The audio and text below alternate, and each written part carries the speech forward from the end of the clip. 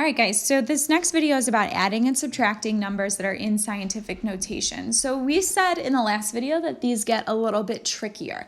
I'm going to start by showing you an example that is easy, and then we'll move on to a more complicated situation.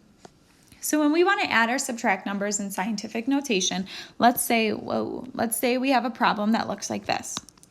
3.4 times 10 to the third plus 4.57 times 10 to the third. The first thing that we want to do when we're looking at addition and subtraction problems is to take a look at those exponents. You want, when you're looking at these problems, to hope and hope and hope that your exponent is the same, because this makes the problem much, much easier. So when we're looking at a problem with the exponents the same, you can see that they're both 10 to the third. All that we need to do is take our two coefficients, 3.4 and 4.57, and add them together.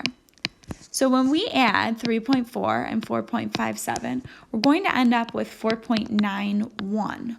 For our answer, all that we are going to do is take that 4.91, and because both of our exponents were the same, our answer is going to have the same exponent as well, times 10 to the third. That's our answer. You're going to add those coefficients and then bring down the scientific notation 10 to that same power for your answer. Now, let's talk about a situation that's a little bit more complicated. What if we rewrote this problem? We wrote this as 3.4 times 10 squared plus 4.57 times 10 to the third. Again, first thing we want to do is look at those exponents. And what do we see? Well, they're not the same. This makes it much more complicated because you cannot physically add these numbers together until your exponents are the same. So you only have one choice. We need to change the exponents to match. So let's take a look at this 3.4 times 10 to the squared. Now, some of you might be able to figure out already how we can get that exponent from a 2 to a 3. But let's walk through it. Let's pull this number off to the side. If we want to put 3.4 times 10 to the squared to the second power, all we're going to need to do is move that decimal point over 2 places. So that is equal to 340. So how can we write 340 with an exponent of 10 to the third? Well, if we take that original 3.4 and we move that decimal point over 1 to the left, if we move that decimal point over to the left, you're going to see that our exponent is actually going to increase. Let me show you. If we have 0.34 now instead of 3.40 times 10 to the third, when we multiply this out to standard form, you're going to move that decimal point over 3 times, which is indeed going to give you 340, which is the same as 3.4 times 10 squared. So let me give you guys a little bit of a cheat sheet here. If you move your decimal to the left, that means that your exponent is going to go up by 1. So we moved our decimal point in 3.4. We moved it over to the left once down here. And that means that our exponent went up by 1. Now, on the other hand, let's say you want your decimal to go down. If you move your decimal point to the right, your exponent will go down by 1. Now, if you were to move your decimal point to the right twice, it would go down by 2. If you were to move your decimal to the left twice, it would go up by 2. Let's take a look. Let's say that we have this 3.4 times 10 to the squared. Well, let's practice moving our decimal point to the left. Let's say we wanted to move our decimal point 2 over, and we wanted to have 0.034.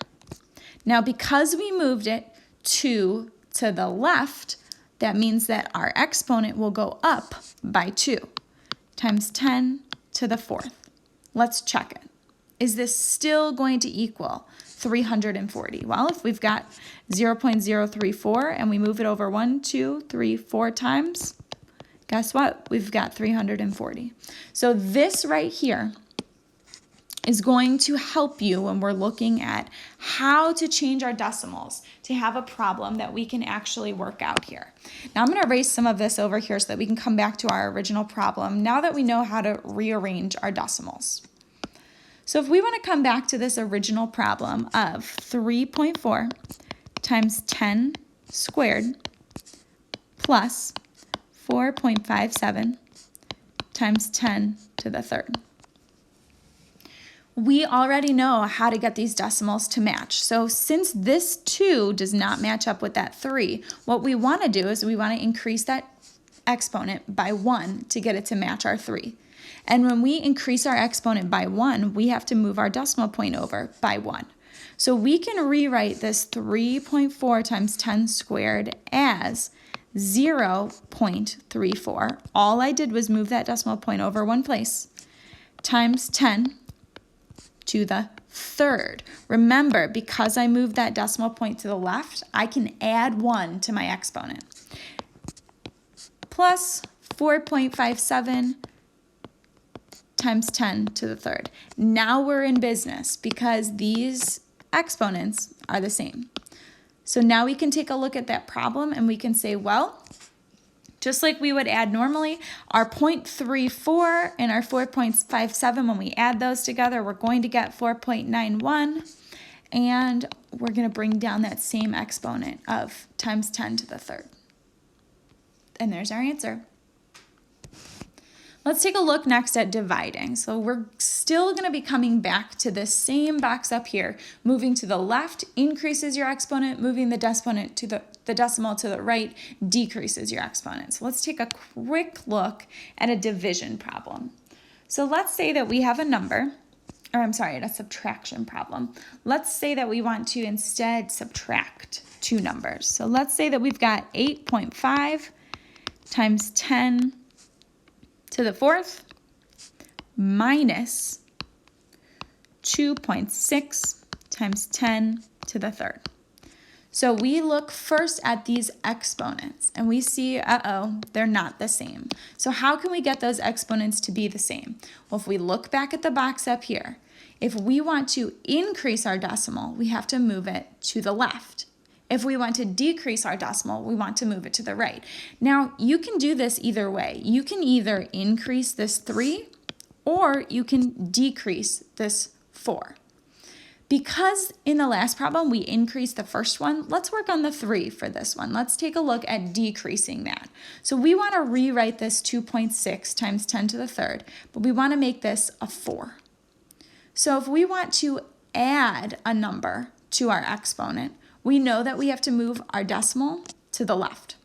So we only want to add 1, which means we only need to move our decimal 1 point to the left. So we can rewrite this part of the problem as, moving this over 1, 0.26 times 10 to the fourth. Because we moved that decimal point 1 to the left, we get to add 1 to our exponent.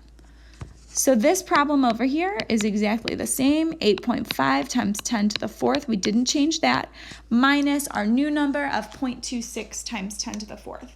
Now, just like we would normally do subtraction, all we need to do now is take this 8.5 and this 0.26